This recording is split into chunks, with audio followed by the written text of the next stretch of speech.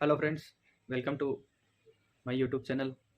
तो दोस्तों, आज मैं आपको बताऊंगा कि मेरा स्कोर क्या रहा और जो नॉर्मलाइजेशन है उसमें किसको फ़ायदा मिलेगा, कितने क्वेश्चन मैंने अटेम्प्ट किए हैं और जो कट ऑफ है वो क्या रह सकती है।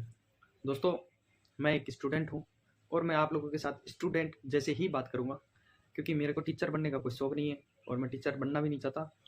तो पहली बात इसके अंदर, सबसे पहली बात करते हैं अपन शिफ्ट की।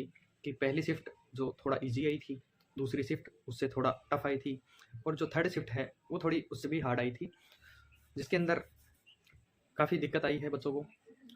थर्ड शिफ्ट के वाले जो भी स्टूडेंट हैं उनको बहुत ज़्यादा दिक्कत आई है, क्योंकि और जो RWA पे टेस्ट दे रहे थे 80+ नंबर वाले, उनके बारे में भी हम बात करेंगे।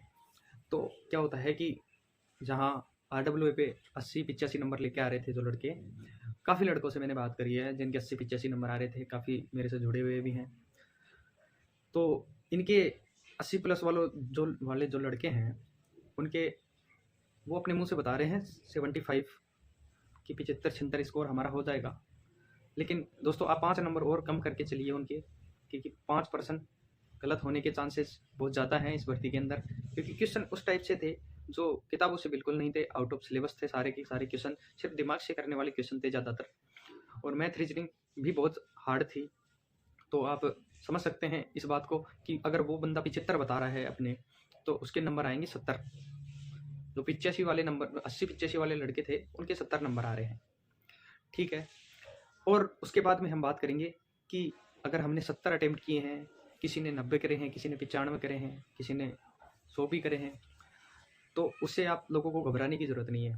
अगर आपके कम क्वेश्चन अटेम्प्ट हुए हैं तो उसके अंदर भी कोई लोड वाली बात नहीं है, क्योंकि जैसे आपको एग्जाम्पल सेट करके बताऊंगा मैं इस चीज़ का, कि जो लड़का 95 क्वेश्चन अटेम्प्ट करके आ रहा है, मान लीजिए कि 95 क्वेश्चन अटेम्प्ट करके आया और उसके नंबर, ये मान लो कम से कम 20 क्वेश्चन तो गलत होंगे आराम से, आराम से, क्योंकि जो 90-95 करके आ रहा है वो सभी लड़के ये बोल रहे हैं कि 20% आराम से गलत है। तो 20 क्वेश्चन गलत होते हैं तो आप समझ सकते हैं कि वो 90 जिसने अटेम्प्ट किए हैं वो 70 पे आ जाता है। फिर माइनस मार्किंग का 1/4 के हिसाब से 5 नंबर और काट देंगे हम, तो नंबर आते हैं 65। और अगर आपने किसी लड़के ने 70 क्वेश्चन ही अटेम्प्ट किए हैं और उसके नंबर 5 क्वेश्चन गलत हो जाते हैं और उसके नंबर आएंगे 65, तो इसमें किसको फायदा होगा उसके बारे में बात करेंगे। कि जो 65 नंबर वाला है उसको नॉर्मलाइजेशन में फायदा होगा, क्योंकि वहाँ उसके परसेंटाइल देखे जाता है कि इसने कितने परसेंट पेपर को सही करा है, और वहाँ जो 90 से 65 लेके आ रहा है उसको नॉर्मलाइजेशन में बहुत कम फायदा मिलेगा। तो आपने अगर कम क्वेश्चन अटेम्प्ट किए हैं तो उसमें आपको कोई घाटा नहीं है, उसमें आपको फायदा ही है, क्योंकि नॉर्मलाइजेशन में कम से कम थर्ड शिफ्ट के अंदर कम से कम 10 नंबर बढ़ेंगे। 10 नंबर तक बढ़ेंगे हर सब, मतलब कि जो थर्ड शिफ्ट में जिसने पेपर दिया है सभी के 10-10 नंबर नहीं बढ़ेंगे, क्योंकि उसके अंदर बढ़ेंगे किसी के 2 नंबर, किसी के 3, किसी के 4, किसी के 5, किसी के 6, किसी के 7, वो बढ़ते हैं नंबर परसेंटाइल के हिसाब से। तो उसके अंदर घबराने की जरूरत नहीं है कि सेकंड और थर्ड शिफ्ट वालों के तो ऐसे नंबर बढ़ेंगे। और फर्स्ट शिफ्ट है, फर्स्ट शिफ्ट का पेपर थोड़ा ईजी था, तो उनकी मान लीजिए कि आप नॉर्मलाइजेशन में नंबर बढ़ भी सकते हैं। बाकी मेरे को जो बेस लग रहा है वो फर्स्ट शिफ्ट का लग रहा है, क्योंकि फर्स्ट शिफ्ट के अंदर भी इतने ही क्वेश्चन ज़्यादा नहीं हुए हैं लड़कों से, 60-65 के ऊपर स्कोर नहीं आ रहा है उनका भी। और थर्ड शिफ्ट वाले हैं वो माइनस मार्किंग के अंदर उनका बहुत ज़्यादा गया है। तो आप इस चीज़ से निश्चिंत रहिए कि आपने कम अटेम्प्ट किए हैं तो आपके नंबर कम आएंगे या आप बाहर हो जाओगे, इससे कोई सेंस नहीं है। क्योंकि जो 70-72 नंबर तक, 72-75 तक अटेम्प्ट करके आ रहे हैं, उनके भी 6-6, 7-7 क्वेश्चन गलत निकल चुके हैं अभी तक। तो अभी तो आंसर की आना बाकी है, तो आंसर की आएगी तब तक और 5-7 क्वेश्चन गलत हो जाएंगे। तो ये मान लीजिए, आपको मैं इसका सीधे सीधे बात करता हूँ कट ऑफ की, कि कट ऑफ है ना जो, वो इसका ज़्यादा नहीं जाएगा। आप ये मान लीजिए कि 60 से 65 के बीच में कट ऑफ रहेगा जर्नल कैटेगरी का, और बाकी कैटेगरी हैं जो ये मान लीजिए कि 60 से कम ही रहेगा सभी का। ओबीसी का 60 के आसपास ही रहेगा। तो आप फालतू के अंदर जो है ना प्रेशर मत लीजिए इस चीज़ का कि हमने तो 60 ही अटेम्प्ट किए हैं या 65 ही अटेम्प्ट किए हैं। अगर आपने 60 अटेम्प्ट बिल्कुल सही किए हैं तो आप ये मान लीजिए, आप अगर थर्ड शिफ्ट में हैं तो आपके 100%, अगर 100% तो नहीं कहूँगा, कि 100% तो किसी के सही होते हैं। अगर 60 आपने सही किए हैं या 65 सही किए हैं तो उनमें 2-4 गलत होंगे, तो उससे आपको नॉर्मलाइजेशन में ज़्यादा से ज़्यादा फ़ायदा मिलेगा। उसके बाद में जो ज़्यादा नंबर वाले हैं तो उनको फ़ायदा कम मिलेगा इस चीज़ का कि 90 करके आए हैं और उनके सही हैं 20 ही सही हैं, सॉरी 70 ही, और 20 गलत हैं, तो वो सीधा 65 के नीचे आते हैं। तो दोस्तों मेरा अपना स्कोर मैं आपको बताऊंगा कि मैंने कितने अटेम्प्ट किए हैं। तो दोस्तों मैंने भी 95 अटेम्प्ट किए हैं, जिसके अंदर मुझे नहीं लग रहा कि मेरे 70 नंबर अभी आ जाएंगे। 95 में अटेम्प्ट करने का मतलब है कि मेरे ज़्यादा से ज़्यादा 60 नंबर आएंगे, उससे ज़्यादा नहीं आएंगे। क्योंकि मैं अभी झूठ बोल के आपको ये भी बता सकता था कि मेरे तो 70 नंबर आएंगे, 80 नंबर आएंगे, तो उसका कोई मतलब नहीं निकलता, क्योंकि वो तो बाद में भी पता चल जाता है सभी को। तो दोस्तों मेरे तो नंबर आएंगे 60 के ऊपर नहीं आएंगे, 60 से कम ही भलाई आओ। लेकिन ये श्योर है कि फिजिकल का जो कट ऑफ है वो 50 से ऊपर नहीं जाएगा, 50 से ऊपर नहीं जाएगा।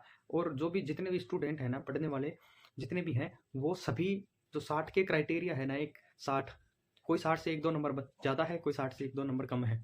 तो ज़्यादातर बच्चे 55 से लेकर 65 के बीच में झूल गए सारे, और वहीं पे हैं। और जो थोड़ा सा ज़्यादा था, उनका मैथ रीजनिंग बढ़िया था, वो लड़के ज़्यादा से ज़्यादा 65 और 70 के बीच में हैं।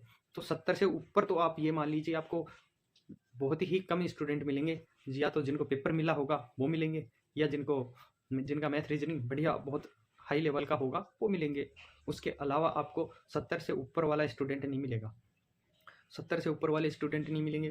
दूसरी बात, कोई सी भी शिफ्ट हो, तीनों शिफ्टों के अंदर ये मान के चलिए सबके ना जो 55 से लेके 65 के बीच में नंबर आ रहे हैं, सभी कैटेगरी के जितने भी जो पढ़ाई करने वाले स्टूडेंट हैं उनके सभी के इतने ही नंबर आ रहे हैं। तो मैं वीडियो भी जैसे कल भी बना सकता था, परसों भी बना सकता था मैं एग्ज़ाम के बाद में, लेकिन उसका कोई मतलब नहीं निकलता कि कितना, अपन को खुद को ही नहीं पता कि कितने क्वेश्चन सही हैं कितने गलत हैं।